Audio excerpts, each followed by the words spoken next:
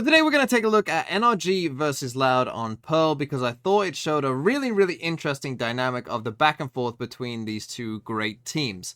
But first we need some context for what is about to occur, and well, we're going to be taking a look at Pearl, and as I'm sure many of you know, on Pearl the B site is kind of broken, and there's a lot of rounds that are playing out like the one that you see before you now, which is also from this NRG Loud game, where a team will just run it down B, and then essentially when they're playing this Harbor Viper comp, it's just chaos. It's just pure chaos. It's a lot of spamming through smoke. It's a lot of just, you know, did you look in the right direction? Did you get hit by a stray bullet? All of that kind of stuff. We all know that this has been happening for quite some time now on this B site.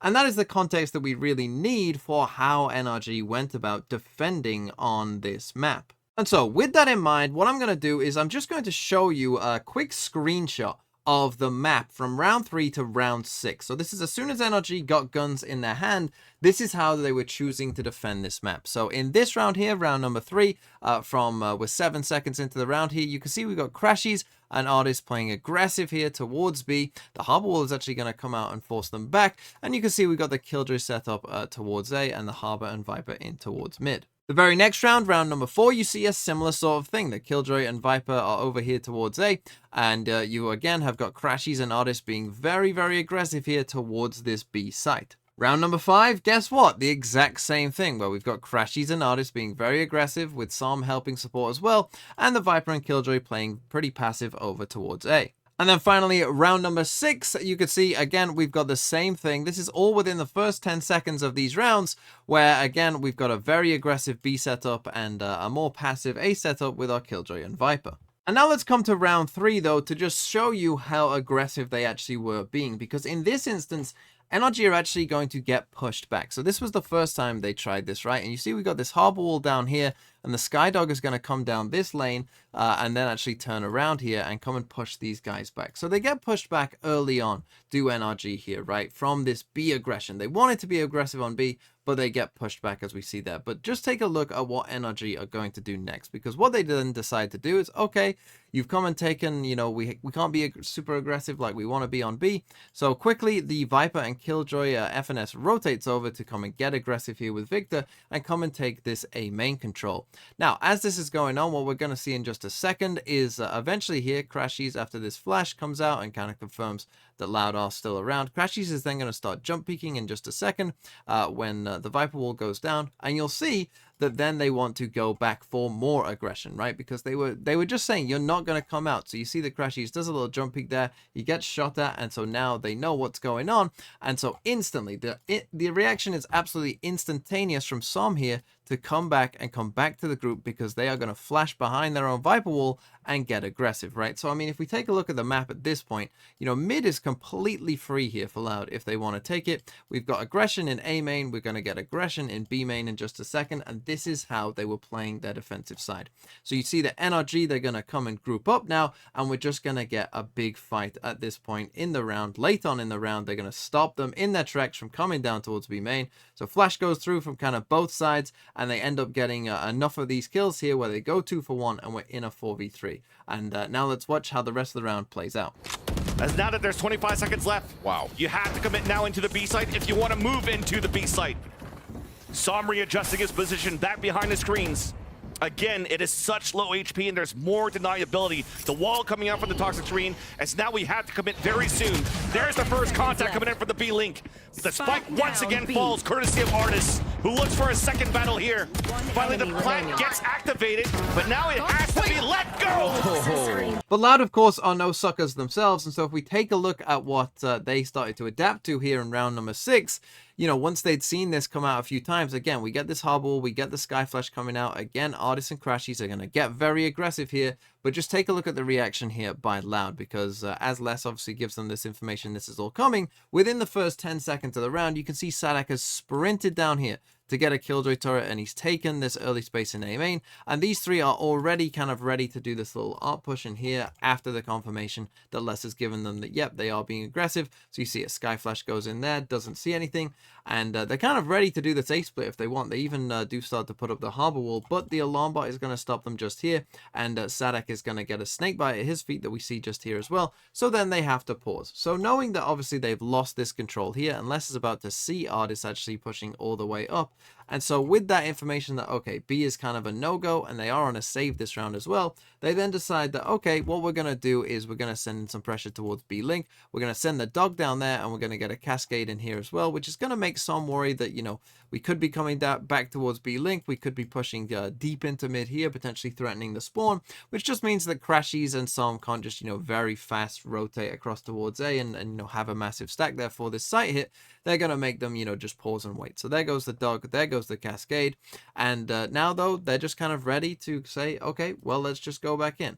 They're just going to wait for their harbor wall to come back up, and then they're just going to re-hit the site. Now the NRG have been frozen in place away from this A site, right, with that bit of util that they've just used. And so they actually do manage to kind of contact their way all the way up into the site. And now, even on a save here, you're going to see just Loud play kind of almost a flawless round in this way, because they put up the harbor wall, they're ready to do their exec now, and well, first they're going to struggle to get the spike down, maybe not fully realizing that two NRG players are down there towards secret, but they do manage to get the spike down just there, and Les has managed to perfectly time this was as the spike is getting planted, and now Crashies is, you know, trying to get back across here to A. That means he's left his post here in mid, which is going to give Les a free kill later on in this round. Once the spike is now down, Sadak is going to decide to just put a Killjoy lockdown in there as well. And, well, we're first going to get just a nice shot by Kalanzine here that we don't really see there. We get a harbor ult coming out from Som, coming from the flank, so they probably know where Som is at this point. We're going to get the pop of the Seekers as well, and there gets Les. He gets his free kill there coming on the flank. And so at this point, even though they're on a save, we see, obviously, just the absolute bombardment of utility that Loud used, and a really, really nicely well played round by Loud to adapt what was going on from NRG. And NRG would end up taking a timeout after this round, having seen that Loud clearly knew what their plan was and they knew how to adapt to it. So NRG took a timeout, and then we came to round number 7. It's 3-3. And has anything changed? Well, yes, it's changed monumentally, because now you can see we've got the Killjoy setup over towards this B site here, and they've actually gone for a mid stack in this round as well. Have NRG potentially trying to stop this, you know, kind of fast mid aggression, and hoping that Les has been, you know, maybe somewhat conditioned to not push this too early on and not get too aggressive down there. And we'll see that in this round it does work for them pretty well. So they send out a flash towards A main, doesn't see anything, right? So instantly the Viper orb goes up, kind of, you know, feeling like, okay, Loud probably are towards mid potentially then, and Loud are going to go for their kind of patented wall here across both sides of mid just there, but we can see Artis with his op is already ahead of it. Now a Sky Flash comes out, but the Snakebite is a good response by FNS here to keep them out, and you see Artis is in a very good position to kind of deal with that. The Cascade comes out towards B-Link as well, so Loud go, okay, well, I guess then we'll just come towards Art instead, and that's exactly what they do. Now Artis here is going to miss that first shot, and actually he's about to die in just a second there to the spam, and so it looks very, very bad here for NRG. The thing is though, Les, for the first time in this game pretty much, has finally figured out like, hey, I haven't been pushed back. There isn't 3 people here this time. So he's managed to walk his way all the way down and destroy this Killjoy turret that was here. So he's all the way pushed up on B. And so, given that he's all the way pushed up on B, Loud go, okay, well, there's no point in pushing towards A. Maybe they're already rotating towards A. Let's come back towards Les and B, who's already got all of this space.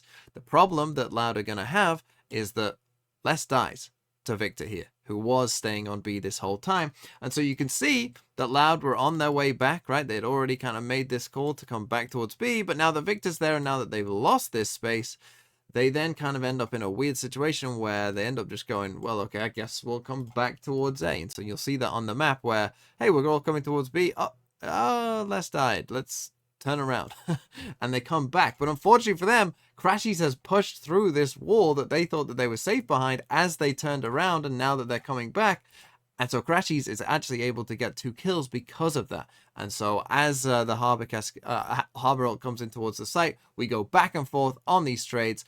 Aspas manages to beat FNS and avoid this snakebite here to pick back up the spike. And now we'd end up in a 1v1. Holy, Aspas ready to win this one.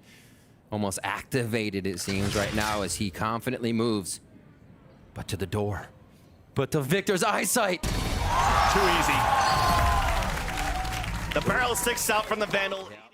And so with NRG's setup looking more like this now, where they had swapped to this more passive Killjoy setup on B, with maybe the Viper towards mid and maybe some aggression towards A, or maybe the aggression is in towards mid instead, of course Loud then started to realize the change from NRG and also took a timeout. And that all culminated in round number 12, where Loud now had taken their timeout of the half. They'd realized that NRG had changed their setup to be more passive on towards B. So what did NRG do for those last 2 rounds? They decided to be very aggressive again towards B and go back to their setup with Artist and Crashies here, trying to fight this as hard as they could. And in this last round, Loud decided to take on that challenge and go for it, and it ended up with this. The defensive side on A site, when it comes down to attempting to play the retake, they're really staying back towards the dugout. So they took the pressure towards the back of the site to let that happen. Artist looking for a pick. Another one through the smoke. Aspas once again gets shut down. The Reckoning comes out. They're going to play in front of it. We're trying to fight back. Artist somehow through the touch screen connects with the second one. Oh, this is messy. Hit by a Seeker, but it's still Loud, being held back, pushed back towards the pillar. That's going to nullify the Reckoning. That's going to nullify the Seekers too.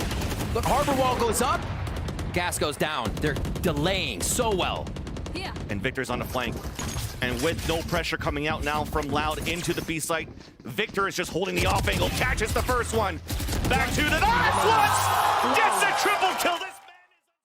And so that was just a quick look at how the different tactical implications of a half. So that was just a quick look at how the different styles can play out in a half of Valorant between 2 very good teams. The initial ideas from NRG then start to get countered by Loud, who then start to get countered by NRG, and you end up with a big brawl at the end.